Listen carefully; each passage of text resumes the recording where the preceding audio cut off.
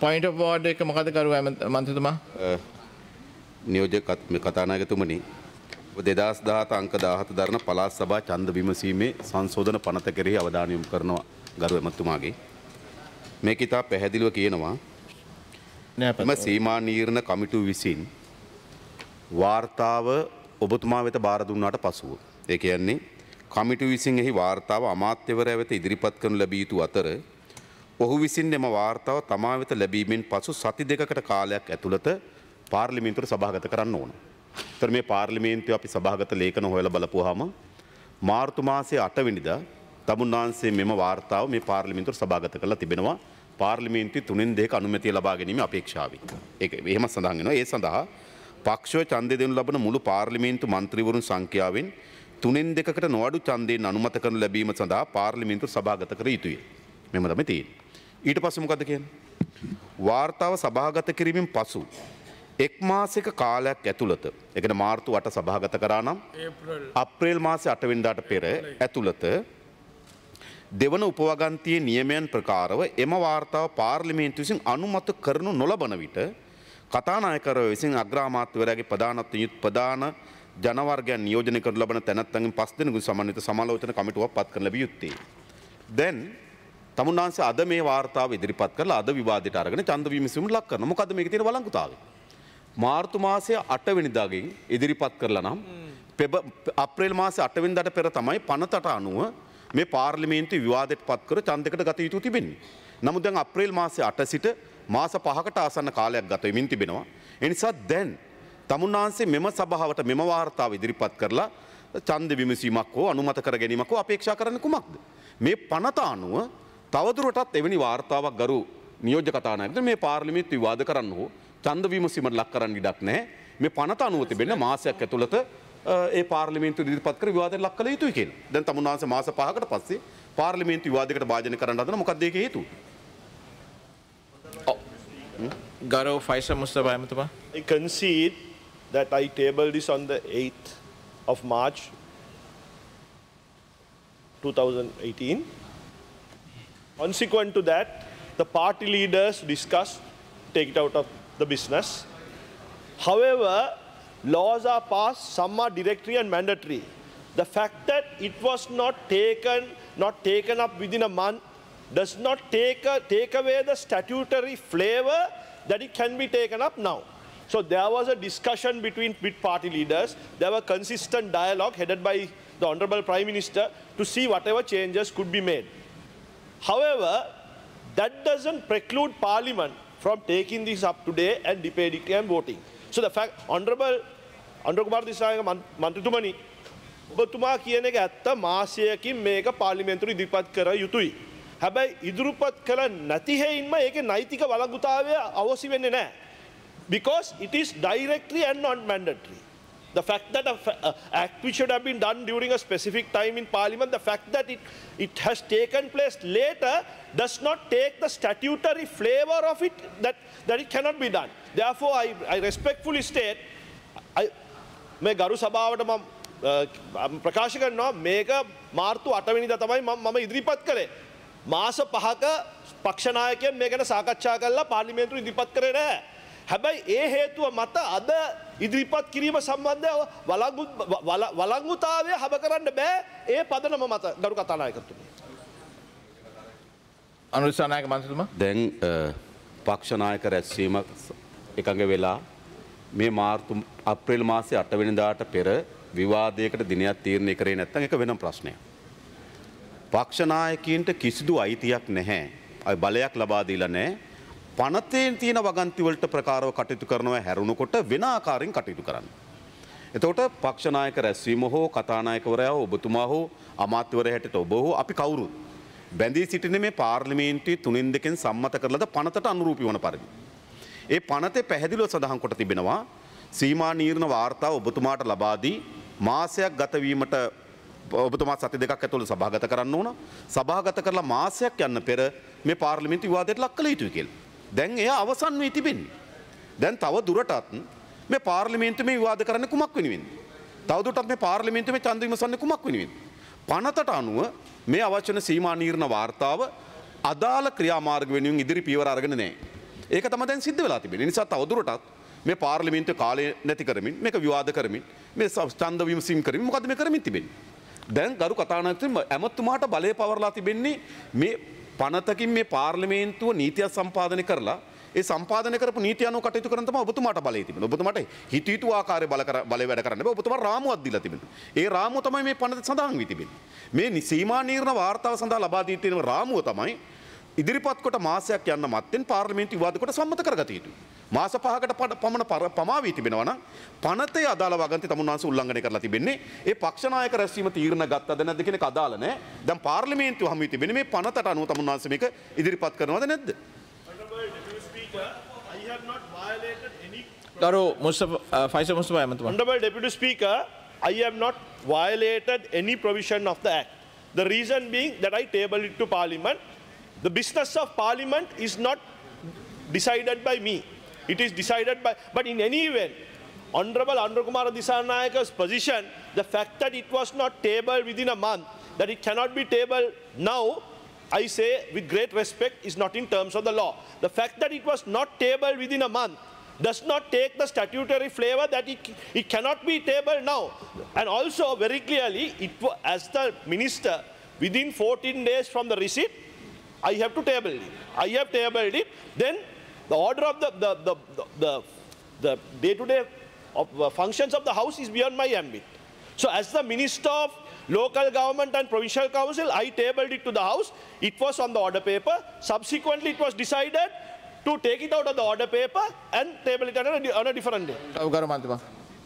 දැන් ඔබතුමා කියන පරිදි අද මේ සාකච්ඡාවට අරගෙන පාර්ලිමේන්තුවේ 3/2 සම්මත වීමකට භාජනය වුණොත් මේ වගන්තිය අනුව පාර්ලිමේන්තුවෙන් 3/2 අනුමැතියක් මේ වාර්තාවට ලබා දුන්නොත් ඔබතුමා කියන්නේ මෙම සීමා නිර්ණ වාර්තාව නීතිගත වෙනවා කියලා. නෑ. නෑ ගරු කතානායක. ගරු මන්ත්‍රීතුමනි, නෛතික ප්‍රතිපාදන අනුව අද මේ සභාවේ 3/2ක අනුමැතිය ලැබුණා නම් මේක නීතිගත this delimitation will be accepted as it is. If it is rejected, it is forwarded to a committee headed by the Prime Minister consisting of 5 members. They have to look at it and see whether there are any necessary changes. And in 2 months, they have to hand it over to His Excellency the President. And he has to forthwith gazette it. ගරු නියෝජ්‍ය කතානායකතුමනි, අපිට ඡන්දයකට ඉදිරිපත් කරන්න බෑ ඡන්දයේදී විය හැකි පූර්ව නිගමනයක් මත පදනම්ව. මේ ප්‍රතික්ෂේප විය හැකිද? මේ සම්මත විය හැකිද කියන එක මත පදනම්ව අපි පනතක් ඉදිරිපත් කරන සාධාරණ නැහැ. අපි බලන්න ඕන සම්මත වුණොත් මොකද්ද වෙන්නේ? සම්මත මේ පාර්ලිමේන්තුව අපි දන්නේ කොහොමද කටයුතු කරන්න කියලා. මේ සීමා නිර්ණ වාර්තාව අද දිනේ විවාදයට භාජනය කරලා සම්මත වුණොත්. හැබැයි පනතේ වගන්තිය සඳහන් කරලා තිබෙනවා මාර්තු මාසේ 8 වෙනිදා ඉදිරිපත් කරා නම් අප්‍රේල් මාසේ 8 වෙනිදාට පෙර මේ පාර්ලිමේන්තුවක සම්මත විය යුතුයි. එතකොට අගෝස්තු මාසේ අද 25 වෙනි දින 24 වෙනිදා අගෝස්තු මාසේ 24 දින කියලා කියන්නේ ඒ පනතේ තියෙන වගන්ති උල්ලංඝනය කරලා තිබෙන්නේ. ඒ නිසා අද සම්මත වූ පමණින්ම මේ වළංගුතාවයට ලක් වෙන්නේ නැහැ. මොකද වළංගු වෙන්නේ නැත්තේ පනතට අනුව කාලය ඉක්මවා ගිහලා තමයි මේ පාර්ලිමේන්තුව මේක සම්මත කරලා තිබෙන්නේ. ඔව් නිමල් ලාංශ මන්ත්‍රීතුමා ඔබතුමා පොයින්ට් ඔෆ් ඔර්ඩර්. කතානායකතුමනි ස්තුතිවන්ත වෙනවා. විශේෂයෙන් පළාත් පාලන ගරු අමාත්‍යතුමා ඉතාමත් පැහැදිලිව කියනවා එතුමා 3 වෙනි මාසේ 8 වෙනිදා මේ ගරු සභාවට මේ සීමා නිර්ණය වාර්තාව දුන්නා කියලා. එතකොට මේ සභාවේ කටයුතු ගන්න එක තීන්දුව කරන්නේ පක්ෂ නායකයන්ගේ රැස්වීම් වලදී. හැබැයි මේ මාස 5ක් වගේ කාලයක් යනකම් මේක පක්ෂ නායක රැස්වීම් වලදී කතා කරන්නේ අද රටම බලාගෙන ඉන්නවා මේ කල් දාලා තියෙන මේ මැතිවරණය පිළිබඳව අද පාර්ලිමේන්තුව තුල පාර්ලිමේන්තු මන්ත්‍රීවරු කොයි ආකාරයකට කටයුතු කරන්නේ. ඒ නිසා තමයි අපිත් අද ඇවිල්ලා තියෙන්නේ. මොකද අවුරුද්දකට වැඩිය මේ කල් දාලා තියෙනවා. ඒ නිසා පාර්ලිමේන්තුව දැන් ගරු අනුකුමාර මහත්මයා කියනවා වගේ අද මේක අරගෙන අද මේක සම්මත වුණොත් එතකොට මේක වෙනස්කම් කරන්න බෑ මේක වැරදි කියනවා. හැබැයි අනිත් පැත්තට එතුමා කියනවා මේක නිත්‍යානුකූල භාවයක් නැහැ කියනවා මේ අරි කාලෙට තිබෙන්නේ. හැබැයි එදා අරි කාලෙට මේක තිබ්බත් එදා සම්මත වුණත් මේකට ලෝම තියෙනවා. ඔව්. මම ගරු අනුරාධ සනායක මන්ත්‍රීතුමා. තුමා සම්පූර්ණ වරද්දගෙන එක්ක මගෙන් ආව එක්ක බාගෙට අහගත්තා එක්ක නොතේරෙන දෙයක් කිව්වා. තුනෙන් මොකක් හරි එකක් වෙලා තියෙනවා. මම නිශ්චිත වශයෙන් කියන්නේ ගරු නියෝජ්‍ය කතානායකතුමනි මාසයක් ඇතුළත සම්මත කර ගැනීමට අසමත් වී තිබෙනවා මේ පාර්ලිමේන්තුව. ඒතර මාසයක් ඇතුළත සම්මත කරගත යුතු කියලා පනතේ විධිවිධානය සඳහන් වී තිබෙනවා. අද සම්මත කිරීම හෝ නොකිරීමෙන් මේ වගන්තිය ප්‍රකාරව ඉදිරියට යෑමේ හැකියාවක් නැහැ. අද සම්මත කිරීමෙන් හෝ නොකිරීමෙන්. එතකොට මාසය ඇතුළත සම්මත කිරීමට භාජනය කරා නම් එතනින් ඉදිරියට යා හැකියාව තිබෙනවා. මාර්තු 8 ඉඳන් අප්‍රේල් මාස 8 වෙනිදා ඇතුළත මාසය ඇතුළත සම්මත කරා නම් ඉදිරියට යාමේ හැකියාව තිබෙනවා. පක්ෂ නායක රැස්වීමේදී අවස්ථා ගණනාවකදීම මේ ඉදිරිපත් කිරීම පිළිබඳ අපත් විශේෂ දිනේෂ් ගුණවර්ධන මේ මන්ත්‍රීතුමත් විවිධ අවස්ථාවල මේක මේ පාර්ලිමේන්තුවේ ඉදිරිපත් කළ යුතු යෝජනාව ඉදිරිපත් කරා. මේක නිකන් පක්ෂ නායක රැස්වීමේදීලා අද ඇවිල්ලා කතා කරනව නෙවෙයි. ඒ නිසා අවස්ථා ගණනාවකදී මේ මාසෙ පිළිබඳ ප්‍රශ්නේ අපි පක්ෂ නායක රැස්වීමල ඉදිරිපත් කරලා තිබුණා. නමුත් ආණ්ඩුව පාර්ශ්වයෙන් මේක දිගින් දිගට මැදගෙන ගිහින් තිබෙනවා. දැන් අවසානයේදී වළංගු නොවන නීතියකට අනුව නීතිය සම්පාදනය කරන්නද. එහෙම තමුන්නාන්සේ කරන්න ඕන මේ පනතේ අතීතයට බලපාන පරිදි වගන්තිය මාසෙ කියන එක වෙනස් කරලා මේ ගේන්නේ. ගරු සභානායකතුමා. මේ කිසියම් වළංගු නැහැ. ගරු සභානායකතුමා. ගරු සභානායකතුමා. ගරු නීති කතානායකතුමේ පාර්ලිමේන්තු සම්ප්‍රදාය අනුව ප්‍රමාදුණයි කියලා මේක අවලංගු වෙන්නේ නැහැ. පාර්ලිමේන්තුවට ඉදිරිපත් කරලා සම්මත කරගන්න පුළුවන්. ඒක තමයි පාර්ලිමේන්තු සම්ප්‍රදාය. දැන් ඔබතුමා අද විවාදයට විරුද්ධද? නෑ මට කෙලිය උත්තරයක් ඕන. අපිට ඉදිරියට කියන්නකෝ. කතානායකතුමනි මෙතන නීති ප්‍රශ්න ඉදිරිපත් නොකර මේකට විරුද්ධද? දැන් අපි ගරු නියෝජ්‍ය කතානායකතුමනි කියමුකෝ. ඒක මගහැර ගන්න පුළුවන් දෙකොල්ලම කතා වෙලා විවාද කරලා අපි මේක ගරු සභානායකතුමා මම යෝජනා කරනවා මේ වෙලාවේ අපි විවාදේ යන් ආරම්භ කළා 12ට පක්ෂ නායක රැස්වීමක් තියෙනවා. එතෙන්දී තීරණය කරන එතනින් එහාට මොකද කරන්න කියන එක ඔබතුමාලා තීරණය කරන්න. ඔබතුමාලා විරුද්ධද මේක? අවසන් වශයෙන් මෙතුමා වෙන ප්‍රශ්නයක් පොඩ්ඩක් ඉන්න. ඔබතුමා කියන්නේ මේ විවාදයට විරුද්ධද නැද්ද කියන ප්‍රශ්නේ නෙවෙයි. ඔබතුමා විනාඩියක් යන මෙතුමා අවසන් කරනවා. අන්දේ පවත්වන්න ඕන වේගයෙන්. ඉතා ඉක්මනින්. පළාත් සභා මැතිවරණ. පළාත් සභා මැතිවරණ ඉතා ඉක්මනින් පවත්වන්න නම් තමුන්නාන්සලා විසින් ඉදිරිපත් කරනවා නම් අද මේක සම්මත වීමෙන් ඉදිරියට මේක වළංගුතාවයකට එනවා කියලා. එනවා. හරි එහෙනම් පළාත් සභා මැතිවරණ කල් දැමීමේ කිසිදු අරමුණක් නැත්නම් අද මේක සම්මත කරන්න තමුන්නාන්සලා ඡන්දෙ දෙනවද?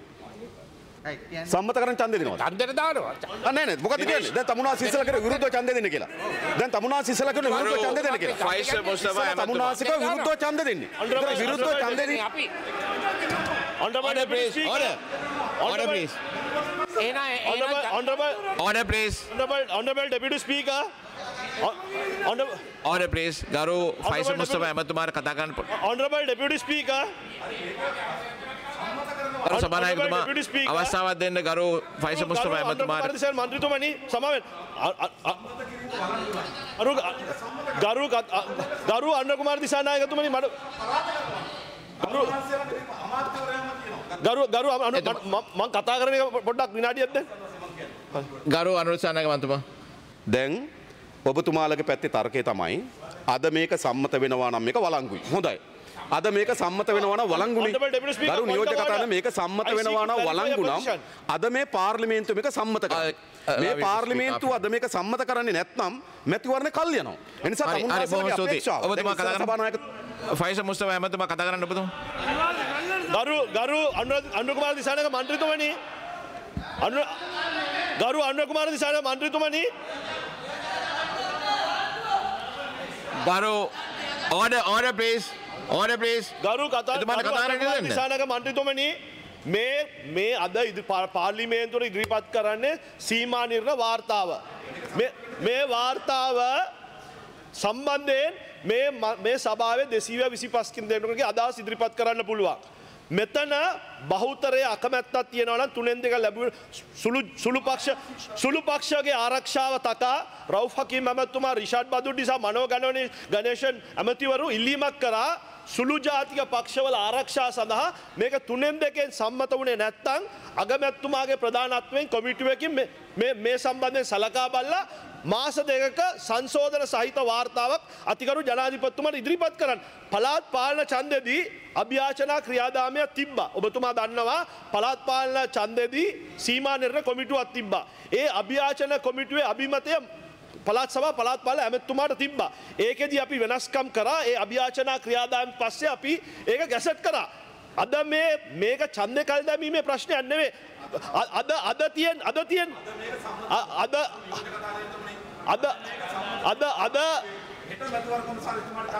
අද මෙතන අනුර කුමාර දිසානායක මන්ත්‍රීතුමනි මෙතන අපට මේ වාර්තාවේ මේ සීමා නිර්ණ වාර්තාවක් කියන්නේ එක් දේශපාලන පක්ෂ රටට බලපාන දෙයක්. ඒ නිසා මේ සභාවේ මන්ත්‍රීවරු 225 එක්ක මේක එකම වෙන්න පුළුවන් විරුද්ධ වෙන්න පුළුවන්. විරුද්ධ වුණා නම් ක්‍රියාදාමයක් තියෙනවා අභියාචනා ක්‍රියාදාමයක්. ඒ අභියාචනා ක්‍රියාදාමය අගමැතිතුමාගේ සමන්විත 5 දෙනෙකුත් සමන්විත කොමිටියකට යෝජනා කරන්නේ. ඒ නිසා මෙතන ඡන්ද කල්දෑමීමේ ප්‍රශ්නයක් නෙවෙයි මේ පනතේ අනුකූලව අභියාචනා ක්‍රියාදාමයක් තමයි අපි ගෙනියන්නේ. මේ අභියාචනා ක්‍රියාදාමේ අයිතිය මේ සභාවෙන 225 දෙනාට තියෙනවා. අනුරාධ දිසානායක මන්ත්‍රීතුමා. එන්නේ ගරු නියෝජ්‍ය කතානායකතුමනි අපි කාටත් අවශ්‍ය ඡන්ද ඉතා වේගෙන් තබා ගන්න. තමුන්නාන්සේලා අද මෙම සීමා නිර්ණ වාර්තාව මේ පාර්ලිමේන්තුවේ සම්මත කරනවා නම් හෙට මැතිවරණ කොමිසමට බලය ලැබෙනවා මැතිවරණ ප්‍රකාශයට පත් කරලා ක්‍රියාදාමයකට යන්න. හැබැයි තමුන්නාන්සේලගේ සැලසුම් බවට පත් වී තිබෙන්නේ මෙම සීමා නිර්ණ කොමිසම් සභා වාර්තාව මේ පාර්ලිමේන්තුවේ සම්මත කරන වෙනකොට සභානායකතුමා කිව් පරිදිම මේ පරාජයට පත් කරන්න. ආණ්ඩුව විසින්ම මේ සභාන අමාත්‍යවරයා විසින් මේ වාර්තාව ඉදිරිපත් කරලා මේ වාර්තාව පරාජයට පත් කරනවා. පරාජයට පත් කරාට පස්සේ ඊළඟ පියවර තමයි අග්‍රාමාත්‍යවරයා 5 දෙනෙක් යුතු කමිටුවක් දානවා. ඒ කමිටුව සති මාස දෙකක් අදිනවා. මේ ඡන්දෙද කල් දාන වැඩේ. එයා තමුන්නාන්සේ අපිට කියන්නේ දැනුවත්ව මේ ඡන්ද කල් දාන එකට උදව් කරන්න කියලාද? මේක ඡන්ද කල් දාන තමුන්නාන්සේලා දන්නේ. අනුර කුමාර දිසානායක මන්ත්‍රීතුමනි ඔබතුමා මේ වාර්තාවට එකඟ වෙනවා කියන්නේ මේකේ අඩුපාඩු නැහැ කියන එක. මන්ත්‍රීතුමා මේ වාර්තාව සහ මුලින්ම ඔබතුමා එකඟ වුණා නම් සහ මුලින්ම ගැසට් කරන්න ඕනේ කියන එක. හැබැයි ඔබතුමා කියන්නේ මේකේ අඩුපාඩු නැහැ කියන එකද? ඔබතුමා පිළිගන්නවද මේකේ අඩුපාඩු තියෙනවා කියන එක? ඔබතුමා මෙතන මේකේ ඔබතුමා මේට වඩා මේක දිගට ගෙනියන්න බෑ. එතුමා මගේ ප්‍රශ්න. අනුරාධ දිසානායක මන්ත්‍රීතුමා කියන්නේ දැන් සීමා නිර්ණ වාර්තාව මාර්තු මාසේ 8 වෙනිදා පාර්ලිමේන්තුවට ඉදිරිපත් කරලා අප්‍රේල් මාසේ 8 වෙනිදා විවාදයට අරගෙන ඡන්ද විමසීමකට භාජනය වුණා නම් අප්‍රේල් මාසේ 8 වෙනිදාට වෙර මේක පරාජයට පත් වුණා නම් ජුනි මාසේ 8 වෙනිදා වෙනකොට අග්‍රාමාත්‍යවරයාගේ කමිටුවේ සමාලෝචන වාර්තාවක් එනවා. එහෙම වුණා නම් ජුනි මාසේ 9 වෙනිදා ඡන්ද ප්‍රකාශයට පත් කිරීම අයිති මැතිවරණ කොමිසම සභාවට ලැබෙනවා. හැබැයි දැන් මාස 5කට වඩා වැඩි කාලයක් මේ සීමා නිර්ණ වාර්තාව තියාගෙන ඉඳලා නැවත පාර්ලිමේන්තුවට ගෙනල්ලා පාර්ලිමේන්තුවෙන්ම සීමා නිර්ණ වාර්තාව පරාජයට පත් කරලා නැවත අග්‍රාමාත්‍යවරයාගේ කමිටුවලට යොමු කිරීමෙන් පෙන්눔 කරන්නේ තමුන්නාන්සලා මේ මාස 5 ඇද්දි ඡන්ද කල් දාන්න අද මේක පරාද කරන්න උත්සාහ කරන්නේ ඡන්ද කල් දාන්න. ඒ නිසා තමුන්නාන්සලා එකම අපේක්ෂාව බවට පත් වී තිබෙන්නේ ඡන්ද කල් දාන්න. මේකයි අරමුණ. අවසාන කාරණේ විනාඩියක් ගන්න